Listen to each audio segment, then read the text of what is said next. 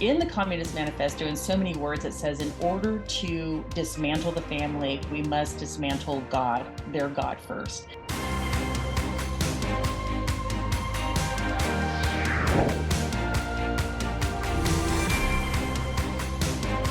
Welcome, everybody, to another episode of Conversations That Matter with me, your host, Alex Newman, Senior Editor at The New American. It's wonderful to have you with us. Joined today by a very special guest. Her name is Monica Cline. She is a former comprehensive sex educator and a Title X family planning training manager. She was trained by the LGBT community and by Planned Parenthood, the largest abortion provider in the country, funded, of course, by your tax dollars. Also, by the way, a lobbying powerhouse. Maybe we'll have some time to talk to Monica about that. Her career in HIV prevention education, comprehensive sex education, we call it CSE, Title X training management, lasted over a decade. So she is very experienced. She knows exactly what she speaks of, but she came to find out that her mentors, serving the marginalized, meeting them where they're at and then just leaving them there. She was unhappy with that. And so she left. She became a Christian, and her personal story is absolutely fascinating. She started questioning this CSE stuff and the impact on the family. Monica, it's an honor to have you. Thank you so much for joining us. Walk us through kind of your experience. What were you teaching children? How were you trained? And what was it that finally caused you to say, wait a minute here, this is not right? Yeah, well, I think it's always important to say, because so many people are easily deceived today about comprehensive sex education, that I went into comprehensive sex education thinking that I was truly helping people. And when I was working with adults, eventually at this gay organization that I was working at, they said, you need to learn how to do this with children, to how to teach sex to children, sex education and safer sex practices. And that's when they sent me over to Planned Parenthood. And boy, Alex, that I really learned and at the time I didn't realize it because I trusted the experts, but I really started to it's really what they were teaching me was just this objectification and dehumanization of our children. They have a very distorted view of children, believing that they have sexual rights from birth, that children have sexual rights to sexual pleasure, and that is exactly what Planned Parenthood was teaching me. They changed the words a little bit. They make it sound like it's compassionate. They make it sound like we're helping kids who have parents who are neglectful. And so they do a really good job of convincing adults and children that this is actually healthy education. But really, what it's doing is it's drawing both children and adults into high risk sexual activity that just compromises their body, their minds, and their spirits. Talk to us about how that process works. I mean, how do these lessons get kids involved in sexual activity? I mean, I remember my experience as a kid, but just explain kind of what is it that these children are taught nowadays that causes them to want to get involved in sexual activity before marriage, before the appropriate time. Yeah, well, what they do is that they have amazing education and counseling skills. These educators go in, and the first thing they're going to do is build a rapport with children, make sure that these children believe that they are the trusted adults in their lives. And that they can share with them all the things that they're afraid to share with their parents, all the questions that they're afraid to ask their parents. This educator that's in front of them, the authority figure, the expert, can now replace the parent and teach them the things that they're afraid to ask their parents about. So they build that rapport with them. Now, one of the things that Planned Parenthood taught me, which is still the exact same thing that they're doing today, is that they know they have to break down the inhibitions of children. So instead of going right into talking about sex, they start exposing them to terminology, like an icebreaker where they get them to talk about or to shout out all the slang terms of body parts and sex and things like that. And so that's really the beginning of reducing their inhibitions, helping them to start change their attitudes and their beliefs about sexual intimacy, changing it so that it's not about marriage or a commitment, but instead that it's all about pleasure and really objectification. And that's the beginning. They have to and that's really what my instructor told me, is like, we have to break down their inhibitions so that you can actually introduce them to sexual activity. Yeah. So, what was it, Monica, that caused you to start wondering whether what you were doing was right? Because I mean, you said, you thought you were doing well, and I'm sure that's the case for the vast majority of sex educators. They think they're going in there and they're helping these kids. We don't want STDs to spread. We don't want, illegitimate, or what do you call them now, unwanted pregnancies. What was it that caused you to start wondering whether this was appropriate?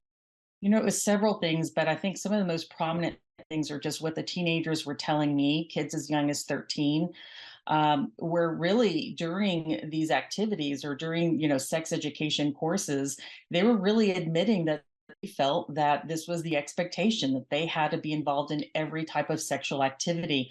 And so when they started asking me questions on how to improve their activities, how, they were really revealing to me that they didn't like the activities that they were involved in. So they were trying to ask me how to improve them so that they might like it. And that was like one of the key times where I realized these kids think that they have to do this. I let them know they didn't have to do anything.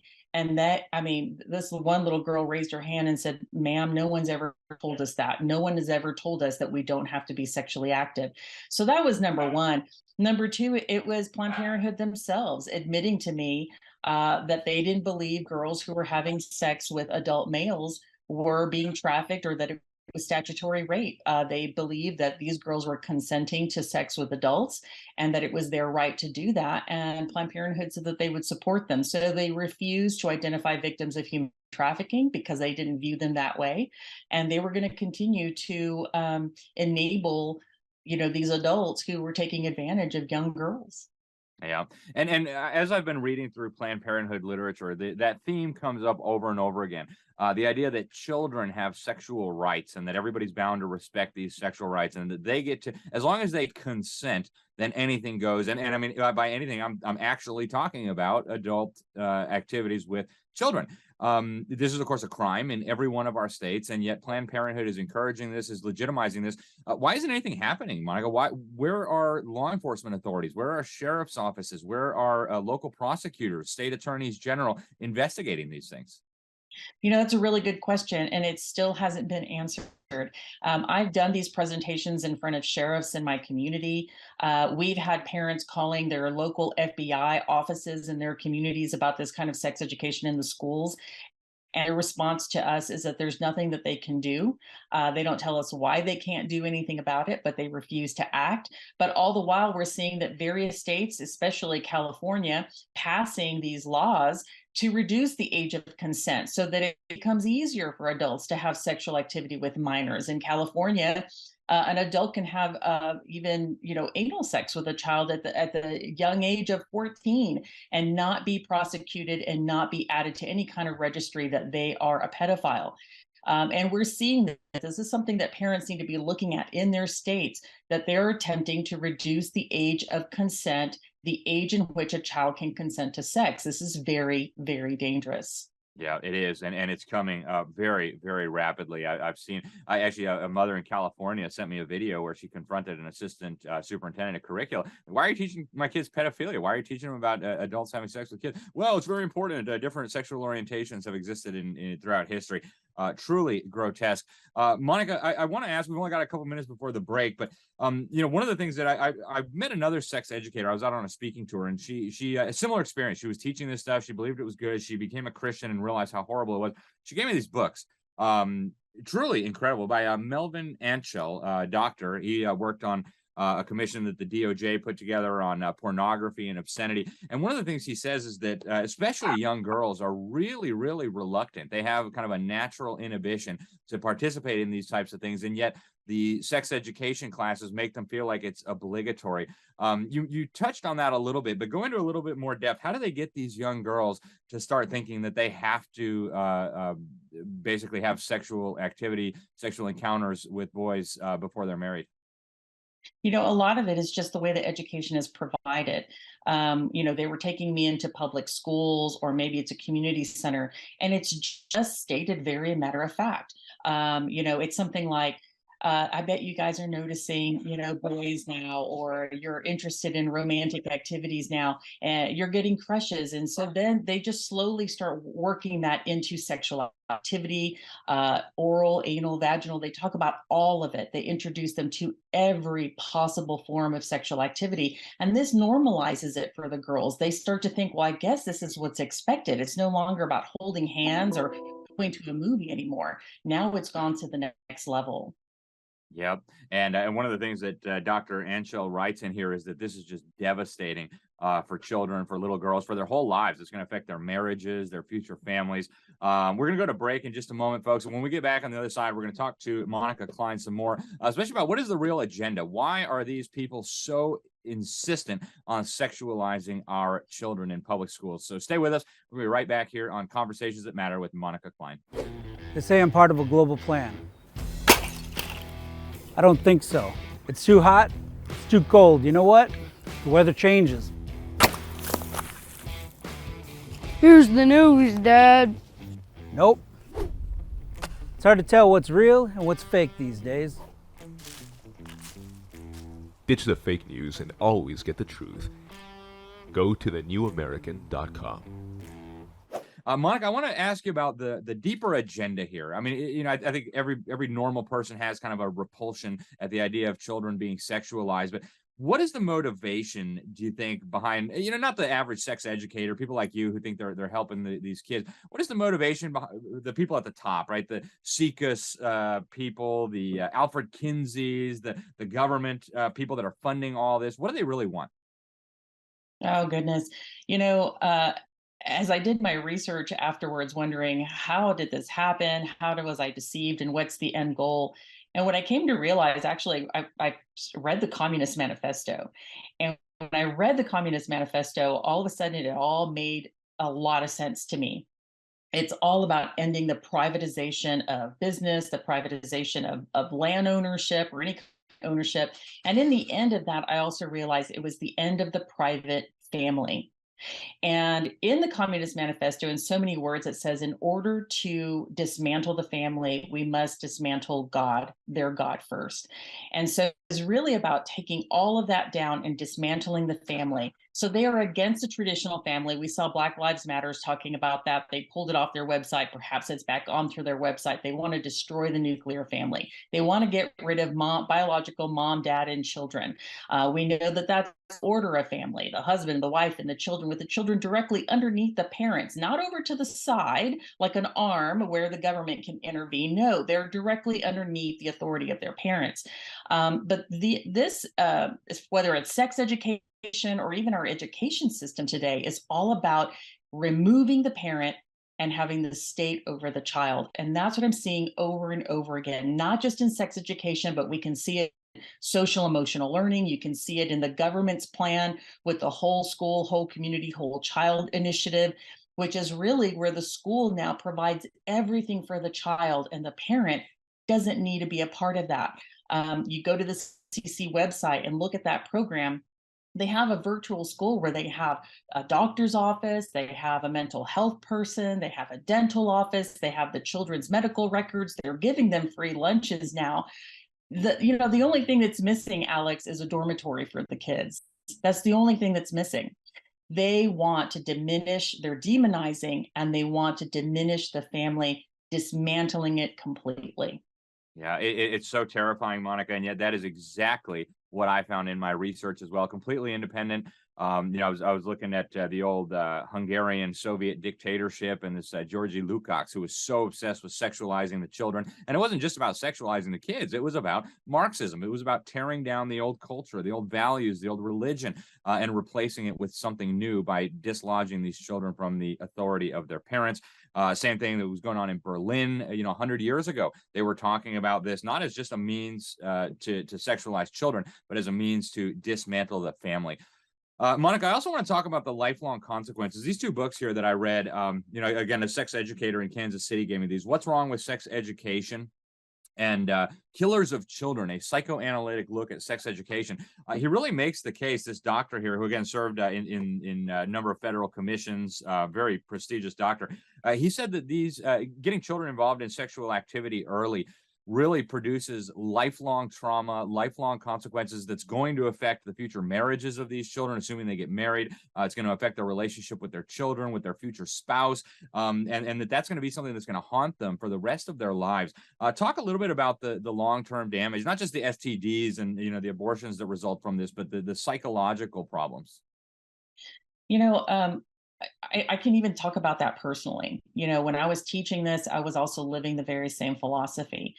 And what happens in the mind of a person that's going through this is that because this education is so dehumanizing, you're treating yourself and others like an object. And then it becomes a natural next step to dehumanize the preborn child. So now we're killing off our own children, our very own blood.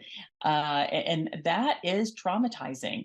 The fact that we are objectifying ourselves by being promiscuous is also psychologically, emotionally, spiritually damaging. I will tell you, Alex, that there were moments where I would get depressed and down about the things that I was involved in. And it was really Planned Parenthood's voice that would come in and say, yeah, but you're an empowered woman. You're strong. You don't need to have emotions. You can, and all of it was to demonize men as well. It's like, you can use men just like men use women. And so it was like this very dark, distorted world that was pitting men and women against each other in every way possible. And it was it keeps people in depression. And when I started realizing what this education was truly doing to both adults and children, I realized that the very communities that we were serving, the marginalized population, people living in poverty, we were keeping them there. We were keeping them impoverished, not only financially, but emotionally and spiritually. These programs going into these communities, evidence-based interventions, they have one goal. Supposedly the one goal is to use condoms consistently. That's it. It doesn't address the person. It doesn't address the heart or the mind of the person at all. They don't care. I had women coming in who were, working as prostitutes, and they would tell me, I'm not using condoms because I get more money not to. If I have one child, I get food stamps. If I get two children, I get a place to live. And so basically for them, these evidence-based interventions were a joke to them. They were just there for the incentives that the government was giving them. And all the while, we're just watching these communities die off in front of us. And the government is doing that.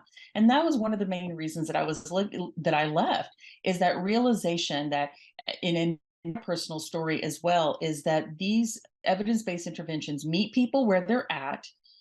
So it's true. Do they judge people for living the way they are, making the choices that they're making? No, they don't. But they also just leave them there. Completely different than spiritually. Let's say when God intervened in my life, he met me right where I was at.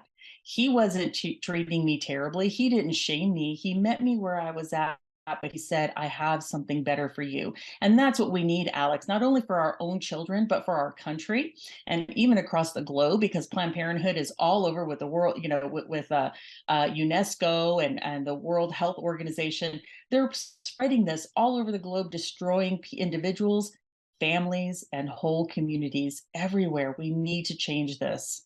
Yeah, I couldn't agree with you more. And, the Planned Parenthood Federation, the international one, they even got exposed in congressional testimony working with the UN Population Fund on China's one-child policy, forced abortions. I mean, it's just barbaric beyond anything that people can imagine.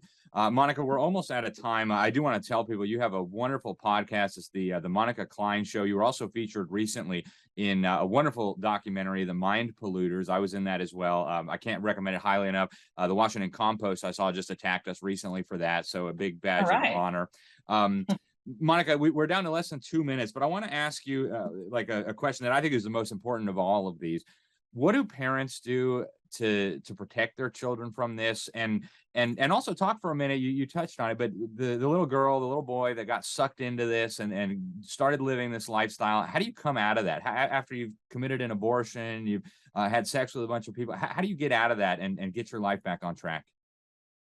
Yeah, I think for parents, the way you can help your child come out of that is to have real conversations with your kids about these topics. They might roll their eyes, they might be uncomfortable, but that's okay.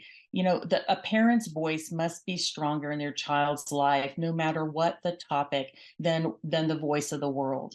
It is so important that this is the key. Parents are the key. There's a reason why Planned Parenthood is glomming on to the word parenthood and all of this, is because they know that parents are the key. And so mom and dads, you are equipped to to do this with your kids, to have these conversations and to lead them effectively, but you need to take action. You need to start asking questions, and you need to start listening and speaking truth into your children's lives. And it needs to be continual. It's not a talk. It's not the talk. It is a conversation that you have with your children, building trust and confidence within your family your entire lives.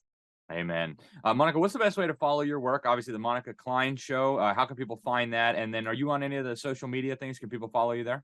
Yes, they can find me on Instagram. It's Monica Cline, or you can go to monicacline.com, where you can find my podcasts and all my social media handles as well.